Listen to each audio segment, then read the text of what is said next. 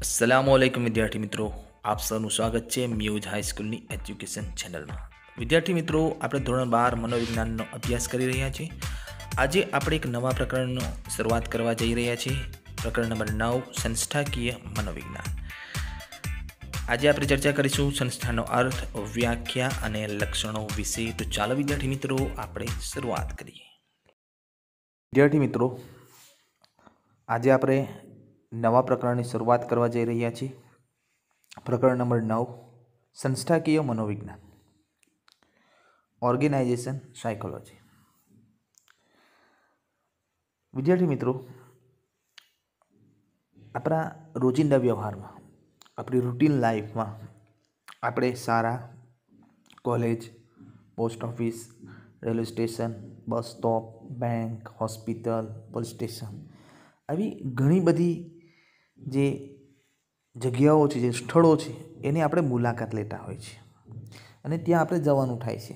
કંઈક ને કંઈક આવી જે સ્થળ છે તેનું કામ આપણને પડતું હોય છે અને ત્યાં આપણે જતા હોઈએ છીએ। તો શું હોય છે આ બધા સ્થળો? તો વિદ્યાર્થી મિત્રો, આવા સ્થળોની જ્યારે આપણે મુલાકાત લઈએ તો તેમાં આપણને જે ખાસ બાબતો જોવા મળે છે, સામાન્ય રીતે દરેક સંસ્થામાં, દરેક સ્થળે હોય જ છે, એ તો કે બિલ્ડિંગ। તમે જેટલા પણ સ્થળોની મુલાકાત લો, બેંક, હોસ્પિટલ, શાળા, તો એનું એક બિલ્ડિંગ હોય, પોતાનું એક મકાન હોય, ત્યાં વ્યક્તિઓ હોય, સ્ટાફ હોય એક, બરાબર, સ્ટાફ ત્યાં કામ કરતો હોય અને સાધન સામગ્રીઓ। બેંકમાં જઈએ તો તેની સાધન સામગ્રી અલગ હોય, પોસ્ટ ઓફિસમાં જાઓ તો ત્યાં અલગ, એસટી ડેપોમાં જાઓ, રેલવે સ્ટેશનમાં જાઓ તો સાધન સામગ્રી ત્યાં તમને અલગ અલગ દરેક સ્થળે જોવા મળે છે। વિદ્યાર્થી મિત્રો, આ બધા સ્થળોને આપણે સંસ્થા કહીએ છીએ, ઓર્ગેનાઇઝેશન કહીએ છીએ, જ્યાં આપણા વિવિધ પ્રકારના કાર્યો થતા હોય છે। એક ચોક્કસ પ્રકારની બિલ્ડિંગ હોય છે, ચોક્કસ પ્રકારની સાધન સામગ્રી ત્યાં હોય છે અને એક વર્કિંગ સ્ટાફ ત્યાં હોય છે, કામ કરનારા લોકો ત્યાં હાજર હોય છે, જે આપણું કામ કરી આપે છે। આવી સંસ્થાઓનું કોઈ એક બિલ્ડિંગ હોય, તેમાં કામ કરનારા કર્મચારીઓ હોય અને કાર્યના પ્રકાર પ્રમાણેની સાધન સામગ્રી હોય છે। આપણે શાળાની મુલાકાત લઈએ તો શાળાનું એક સ્ટ્રક્ચર હોય, ત્યાં સ્ટાફ હોય, આચાર્ય હોય, પ્યુન હોય, ક્લાર્ક હોય, શિક્ષકો હોય, બરાબર છે, વિદ્યાર્થીઓ હોય અને ત્યાં આપણે સાધન સામગ્રી જોઈએ તો ચોક, ડસ્ટર, રજિસ્ટર, બરાબર, કમ્પ્યુટર, આ વિવિધ પ્રકારના જે સાધન છે એ તમને ત્યાં જોવા મળે શાળામાં। તો સંસ્થામાં આ 3 બાબતો આપણને જોવા મળતી હોય છે। હવે પ્રશ્ન એ થાય છે કે આ સંસ્થાઓ શા માટે ઊભી કરવામાં આવે છે? તેનો જવાબ એ છે કે જીવનમાં કેટલાક લક્ષ્યો જેને વ્યક્તિ એકલી હાંસલ કરી શકતી નથી, તેને પૂર્ણ કરવા માટે સંસ્થાઓ ઊભી કરવામાં આવે છે। ઘણા કામો એવા હોય છે, ઘણા લક્ષ્યો એવા હોય છે જેને કોઈક વ્યક્તિ હાંસિલ કરી શકતી નથી, કોઈક વ્યક્તિ મેળવી શકતી નથી, એ કામ કોઈ એક વ્યક્તિ કરી શકતી નથી। તો એવા કામો કરવા માટે સંસ્થાઓની સ્થાપના કરવામાં આવે છે, સંસ્થાઓ ઊભી કરવામાં આવે છે। દાખલા તરીકે આપણે જોઈએ તો પોસ્ટ ઓફિસ। પોસ્ટ ઓફિસ જે છે એનું જે કાર્ય છે કેટલું વિશાળ છે।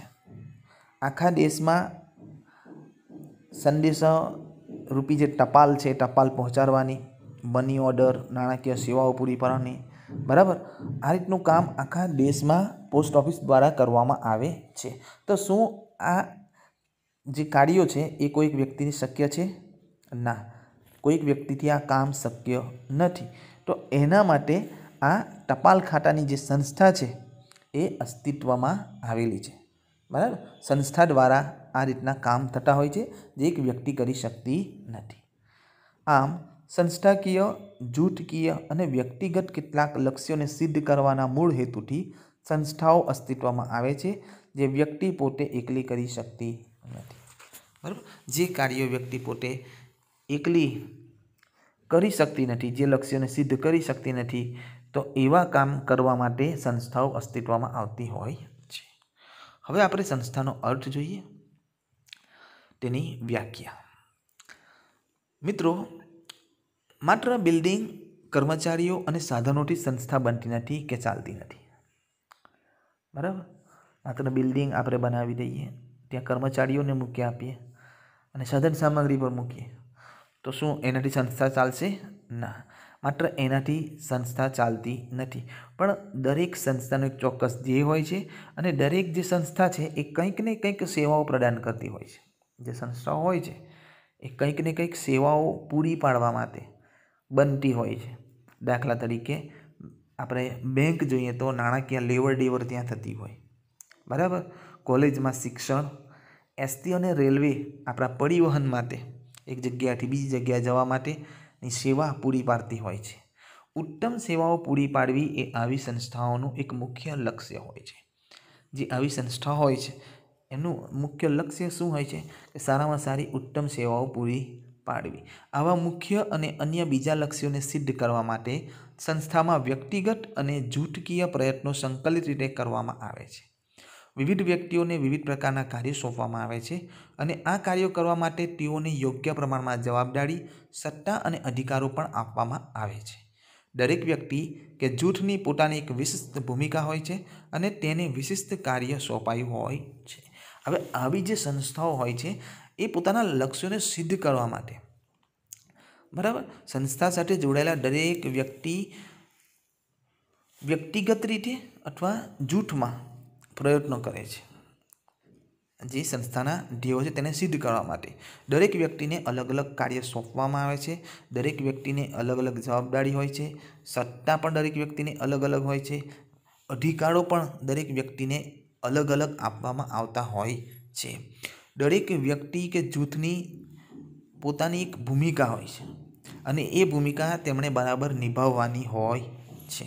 આમ સંસ્થા એ અનેક ભાગો અથવા ભૂમિકાઓનું બનેલું સમવાય એકમ છે જેમાં દરેક ભાગ અથવા ભૂમિકા પોતાનું વિશિષ્ટ પરંતુ અન્ય ભાગોના કાર્ય સાથે આંતર સંબંધિત અને સુગ્રથિત કાર્ય કરે છે. બરાબર, એટલે સંસ્થા શું હોય છે કે એ અનેક ભાગો અથવા તો ભૂમિકાઓનું બનેલું સમવાય એકમ છે. એક એવું એકમ છે જેના અનેક ભાગો છે, જેમાં દરેક ભાગની પોતાની વિશિષ્ટ ભૂમિકા હોય છે. બરાબર, એટલે સંસ્થા અલગ અલગ ભાગોની બનેલી હોય છે અને દરેક ભાગની પોતાની વિશિષ્ટ ભૂમિકા હોય છે. પરંતુ આ દરેક જે જુદા જુદા ભાગો છે એ દરેક ભાગો એકબીજા સાથે આંતર સંબંધિત અને સુગ્રથિત રીતે જોડાયેલા હોય છે, આંતર સંબંધિત રીતે કાર્ય કરતા હોય છે. હવે આપણે સંસ્થાની વ્યાખ્યા જોઈએ તો સંસ્થા એ વ્યક્તિ કે જૂથ દ્વારા કરવામાં આવેલા પ્રયત્નો અને પ્રવૃત્તિઓનું તાર્કિક સંકલન છે, જેમાં શ્રમ વિભાજન અને કાર્ય વિભાજન તથા સત્તા, અધિકારો અને જવાબદારીના શ્રેણીક્રમ દ્વારા કેટલાક સમાનરૂપે નિશ્ચિત કરેલા લક્ષ્યોને સિદ્ધ કરવાનો હેતુ હોય છે. બરાબર, સંસ્થા શું છે કે સંસ્થા એ વ્યક્તિ કે જૂથ દ્વારા કરવામાં આવેલા પ્રયત્નો, બરાબર, કોઈ વ્યક્તિ અથવા જૂથ દ્વારા કરવામાં આવેલા પ્રયત્નો અને પ્રવૃત્તિઓનું તાર્કિક સંકલન છે, જેમાં શ્રમ વિભાજન પણ હોય છે, કાર્ય વિભાજન પણ હોય છે તથા સત્તા, અધિકારો અને જવાબદારીના શ્રેણીક્રમ દ્વારા સમાનરૂપે નિશ્ચિત કરેલા લક્ષ્યોને સિદ્ધ કરવાનો હેતુ હોય છે. એટલે આમાં દરેક વ્યક્તિ જે જોડાયેલા હોય છે એમનો એક ચોક્કસ પ્રકારનો લક્ષ્યને સિદ્ધ કરવાનો હેતુ રહેલો હોય છે. સંસ્થામાં આપણને કાર્ય વિભાજન પણ જોવા મળે, શ્રમ વિભાજન પણ જોવા મળે છે. સત્તાધારી કેટલાક લોકો પાસે વધારે સત્તા હોય, અધિકારો કેટલા પાસે વધારે હોય, કેટલા ઉપર આખી કંપનીની પણ આખી સંસ્થાની પણ જવાબદારી હોય છે. બીજી વ્યાખ્યા આપણે જોઈએ, સંસ્થા એ ચેતન રીતે સમન્વિત એક એવું સામાજિક એકમ છે જે બે કે બેથી વધુ વ્યક્તિઓની બનેલી હોય છે તથા સમાન લક્ષ્ય અથવા લક્ષ્યોને પ્રાપ્ત કરવાના હેતુથી મોટાભાગે સતત કાર્યરત રહે છે. રોબિન્સની આ વ્યાખ્યા છે કે સંસ્થા એ ચેતન રીતે સમન્વિત અથવા તો સંકલિત એક સામાજિક એકમ છે. બરાબર, ચેતન રીતે કોન્શિયસલી જાગૃત, બરાબર, રીતે સંકલિત એક સામાજિક એકમ છે કે જે બે કે બેથી વધુ વ્યક્તિની બનેલી હોય છે, બરાબર. સંકલિત કે સમન્વિત સામાજિક એકમ છે કે જે એકમ બે કે બેથી વધુ વ્યક્તિનો બનેલો હોય છે તથા સમાન લક્ષ્ય અથવા તો લક્ષ્યો એટલે એક લક્ષ્ય પણ હોઈ શકે અને એક કરતાં વધારે લક્ષ્યો પણ હોઈ શકે. એ લક્ષ્યોને પ્રાપ્ત કરવાના હેતુથી મોટાભાગે આ જે સામાજિક એકમ છે તે સતત કાર્યરત રહે છે. આ રોબિન્સનની આપેલી વ્યાખ્યા છે. વિદ્યાર્થી મિત્રો, અર્થ અને વ્યાખ્યા સમજ્યા બાદ હવે આપણે સંસ્થાના લક્ષણો, તો સંસ્થાના 4 લક્ષણો છે. એમાં સૌથી પહેલાં છે સમાન લક્ષ્ય. સંસ્થામાં દરેક વ્યક્તિના જેટલા પણ જોડાયેલા હોય છે એમાં એમનું એક સમાન લક્ષ્ય હોય છે. સંસ્થાનું જે લક્ષ્ય હોય છે એ સંસ્થામાં જોડાયેલ દરેક વ્યક્તિનું લક્ષ્ય બની જાય છે અને આ લક્ષ્યને સાકાર કરવા માટે તેમાં જોડાયેલી દરેક વ્યક્તિ પરસ્પર સહકાર અને સંકલનથી કાર્ય કરે છે. સંસ્થાનું જે લક્ષ્ય હોય છે એ સંસ્થામાં દરેક જેટલા પણ વ્યક્તિ જોડાય એ દરેકનું એ લક્ષ્ય હોય છે અને એને પાર કરવા માટે, એને સિદ્ધ કરવા માટે દરેક એકબીજા સાથે સહકારથી અને સંકલનથી કાર્ય કરે છે. દરેકનું કાર્ય અને ભૂમિકા ભલે સમાન ન હોય પરંતુ દરેક વ્યક્તિઓ સંસ્થાના સમાન લક્ષ્ય કે લક્ષ્યો માટે મથતા રહે છે, બરાબર. આ સંસ્થામાં જોડાયેલા દરેક વ્યક્તિના કામ ભલે અલગ અલગ હોય, ભૂમિકાઓ અલગ અલગ હોય, પરંતુ એ સંસ્થાનું જે લક્ષ્ય છે એ લક્ષ્યને પ્રાપ્ત કરવા માટે મથતા હોય છે, એટલે કે કાર્યરત રહેતા હોય છે. નંબર 2, પ્રયત્નોનું સંકલન. સંસ્થાના ધ્યેય કે લક્ષ્યને સાકાર કરવા માટે સંસ્થામાં કાર્ય કરતા લોકો વચ્ચે પ્રયત્નો કે કાર્યોનું સંકલન હોવું જરૂરી છે, બરાબર. પ્રયત્નોનું સંકલન એટલે કે સંસ્થાનું જે લક્ષ્ય હોય છે એ લક્ષ્યને પ્રાપ્ત કરવા માટે, સિદ્ધ કરવા માટે, લક્ષ્યને સાકાર કરવા માટે સંસ્થામાં જેટલા પણ લોકો કાર્ય કરે છે એ કાર્ય કરનારા લોકોનું જે પ્રયત્નો થાય છે એ પ્રયત્નો સંકલિત હોય છે, એકબીજા સાથે જોડાયેલા હોય છે, બરાબર છે. એકબીજા સાથે જોડાઈને લક્ષ્યને પ્રાપ્ત કરવા માટે પ્રયત્ન કરતા હોય છે, બરાબર. દાખલા તરીકે અહીંયા પોસ્ટ ઓફિસનું ઉદાહરણ આપેલું છે કે આપણે એક સ્પીડ પોસ્ટ મોકલીએ ટપાલ દ્વારા, તો તેમાં જે પોસ્ટ ઓફિસના કાઉન્ટર પરનો કર્મચારી તેનું વજન કરશે, તેમાં સ્ટીકર લગાવી ઓનલાઈન રજિસ્ટ્રેશન કરે છે.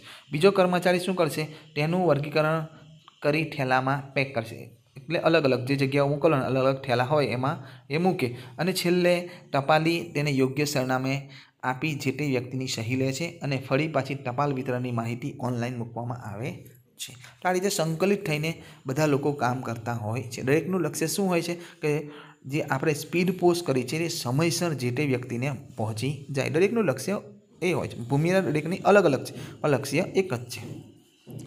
નંબર 3, શ્રમ વિભાજન. આ લક્ષણ પોતાના સંકલન સાથે જ પ્રયત્નોના સંકલન સાથે જ જોડાયેલું છે. સંસ્થાના કાર્યો પૈકી જુદા જુદા કામની સોંપણી શ્રમ વિભાજન દ્વારા જ શક્ય બને છે. સંસ્થાના જે અલગ અલગ કાર્યો છે એ કાર્યોની જે સોંપણી છે એ શ્રમ વિભાજનની મદદ દ્વારા કરી શકાય છે. શ્રમનું આ વિભાજન કાર્ય આધારિત હોય છે. કર્મચારીની આવડત અને કૌશલ્યના આધારે તેઓને વિવિધ કાર્યો માટે તાલીમ અપાય છે. નંબર 4, જવાબદારી અને અધિકાર. સંસ્થામાં થતા પ્રયત્નોનું સંકલન અને શ્રમ વિભાજનથી દરેક વ્યક્તિને કેટલાક કાર્યો, જવાબદારીઓ અને ફરજો સોંપાય છે. દરેક વ્યક્તિ પોતાને સોંપાયેલા આ કાર્યો અને જવાબદારીઓ કેટલી હદે પરિપૂર્ણ કરે છે તેના પર સંસ્થાની ધ્યેય સિદ્ધિનો આધાર રહેલો હોય છે. સંસ્થામાં દરેક વ્યક્તિને શ્રમ વિભાજન દ્વારા અલગ અલગ કાર્યો અને જવાબદારીઓ સોંપવામાં આવે છે. હવે વ્યક્તિ જેટલી નિષ્ઠાથી કામ કરશે એટલી ઝડપથી સંસ્થા પોતાનો ધ્યેય પ્રાપ્ત કરી શકશે. કર્મચારીની સ્વશિસ્ત અને કાર્યની આચાર સંહિતા પોતાના કાર્યો તેમજ જવાબદારીઓને પરિપૂર્ણ કરવામાં મદદરૂપ બને છે. સંસ્થાના ધ્યેયો સિદ્ધ કરવા માટે પ્રયત્નોનું સંકલન અને શ્રમ વિભાજન જરૂરી છે અને તેના માટે સંસ્થામાં વિવિધ સ્થળોએ નિયમન અને નિયંત્રણ આવશ્યક છે. એટલે કે દરેક સ્થળે જવાબદારી અને અધિકાર નક્કી કરવામાં આવે છે. સામાન્ય રીતે સંસ્થાઓમાં સત્તા અને અધિકારનો શ્રેણીક્રમ નિશ્ચિત હોય છે, જેથી કેટલાક પાસે વધુ અને કેટલાક પાસે ઓછી સત્તા હોય છે. તો વિદ્યાર્થી મિત્રો, અહીંયા આપણે સંસ્થાના 4 લક્ષણોની ચર્ચા કરી: સમાન લક્ષ્ય, પ્રયત્નોનું સંકલન, શ્રમ વિભાજન અને જવાબદારી. વિદ્યાર્થી મિત્રો, આજના વિડીયોમાં બસ આટલું જ. આશા છે તમને સમજાઈ ગયું હશે. જો કોઈ પ્રશ્ન હોય તો વોટ્સઅપ પર તમે મને પ્રશ્ન પૂછી શકો છો. Thank you. આભાર.